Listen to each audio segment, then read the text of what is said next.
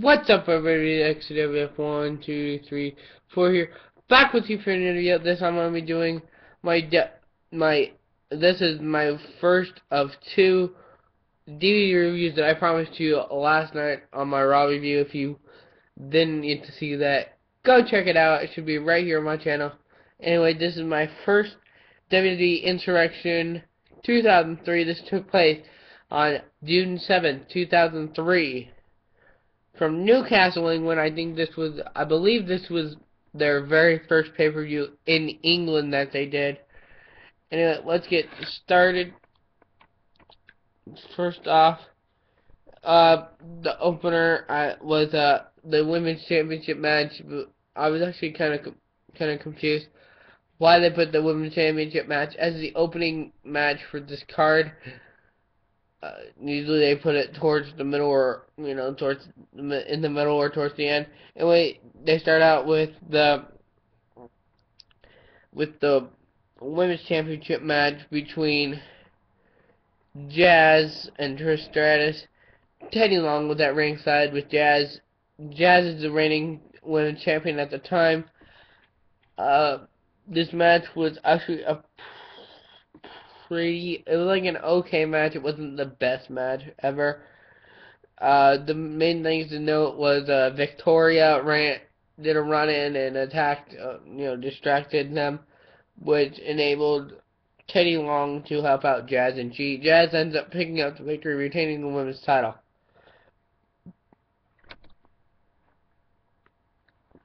Then we go into your second match of the night, which was Christian versus Booker T for the Intercontinental Championship. This was a really back and forth match. It was a good back and forth match, is what I wrote in my notes. The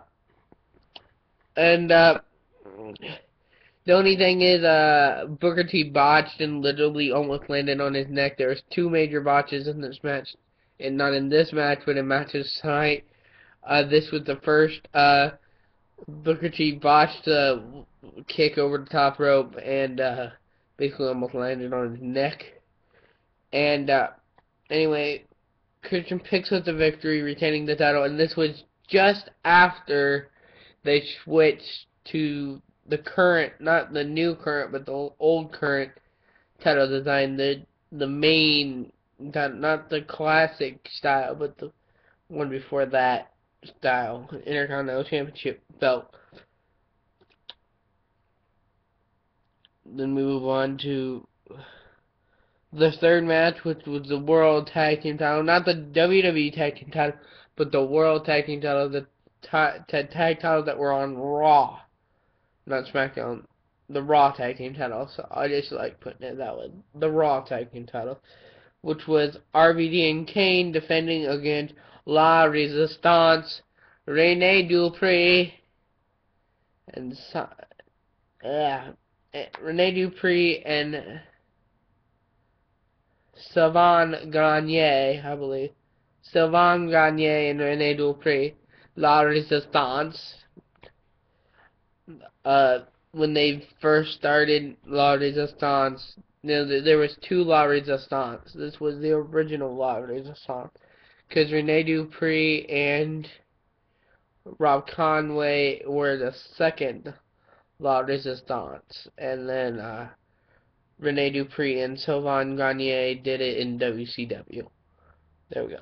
Anyway, they were defending against them. It was an okay match. This was the second botch of the night. RVD, I can't remember what he botched, but he did botch. I remember that. It's been a while since I watched the pay-per-view. Actually, that one was yesterday, because I finished up watching it today, then did the whole next DVD today. Anyway, the winners were RVD and Kane. Yeah, so then we move into the fourth match. Before that, we did Goldust interview by Al Snow. Not really a memorable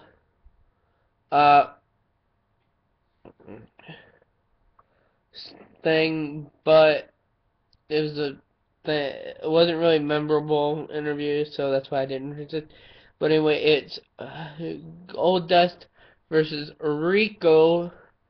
Now, Rico, as you don't know, was the manager for Billy and Chuck, or I think that was, I believe that was Billy Gunn and Chuck Palumbo, if I remember correctly. I don't remember Billy and Chuck, but I know they were called Billy and Chuck.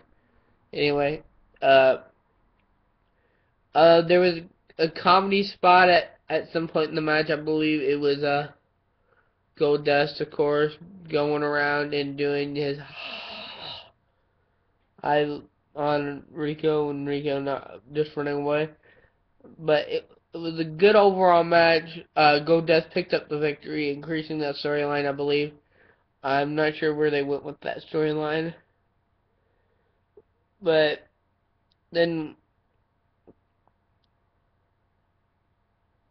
and one thing is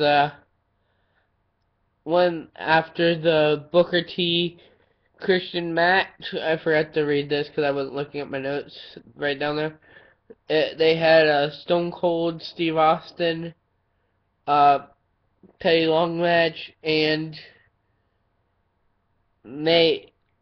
basically Austin, who is co-GM of Raw with Eric Bischoff at the time,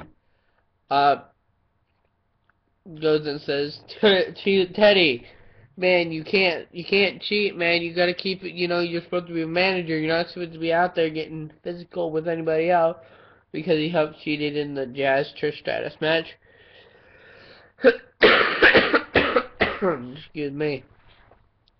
But then Austin, the Mack, this Matt, the next match, the next match after, because I'm actually mentioning this before, but it happened a little bit before the last match.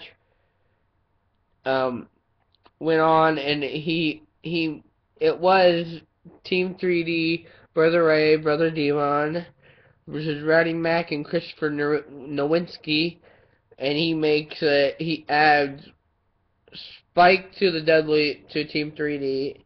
So it's the Dudley Boyz, Brother Ray, Brother Dion, and Brother Spike, and Spike Dudley. And then he adds Teddy Long to Christopher Nowinski and Roddy Mack, and he makes the Dudley Boyz versus Rowdy Mack, Christopher Nowinski, and Teddy Long.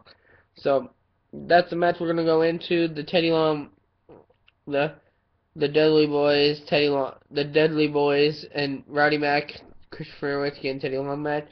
It was a good match considering what was the circumstances. Teddy Long loses the match. That's basically all I can say. And then Dudley Boyz win in a 3D, I believe, with Christopher Nowinski through a table after the match was over. So overall, that was a good match. Then I think we took a little bit of a break. Anyway, I'll just put this in right here. Then we had the highlight reel with the highlight reel, of course, Chris Jericho's highlight reel with Eric Bischoff, the main guest. Stone Cold ends up interrupting, telling them that he changed the match earlier and he changed the main event. Blah blah blah, and all this happens down. And basically, Stone Cold says, just does something, says, you know what, I'm only feeling a little violent tonight. Gives Eric Bischoff a hug, I believe. I'm not quite sure. I can forget. Then he gets Bischoff and Jericho a beer, and he stuns them both. He stuns Jericho first, and he says, okay, it's okay. Linda McMahon said we need to get along. It's like, at least in the States. And then stuns Bischoff. Great moment there. Then we move into our fifth match. And then we move into our sixth match of the night, which is Scott Steiner versus Test. Special guest referee was Val Venus. Special guest ring announcer was Stacy Keibler. This was actually it was an okay match, not the best match, of course. This was during their harsh feud over Stacy Keibler. Scott Steiner ends up picking up the victory despite Test almost making Scott Steiner run into Stacy. Then we move into your main event of the evening, which is Triple H with Kevin Nash, with Ric Flair versus Kevin Nash with Shawn Michaels in a street fight. The street fight portion was made by Stone Cold, as I mentioned on the highlight reel segment part of this video. Anyway, this was a great match. This was one of the best matches I have seen. Triple H and Ric Flair were both wearing the Crimson masks, were both bloody as hell. This match was awesome. Very controversial ending, but Triple H ended up picking up the victory in the end, which this was coming in before their bad blood Hell in a Cell match. So I believe the title wouldn't have changed hands even if they wanted it to. So anyway, that was your Insurrextion 2003 review. And we got, remember, next Royal Rumble 2004 coming out, literally going to be posted right after this video. Anyway, guys, I'm Exodus with 1, 2, 3, 4. Peace out.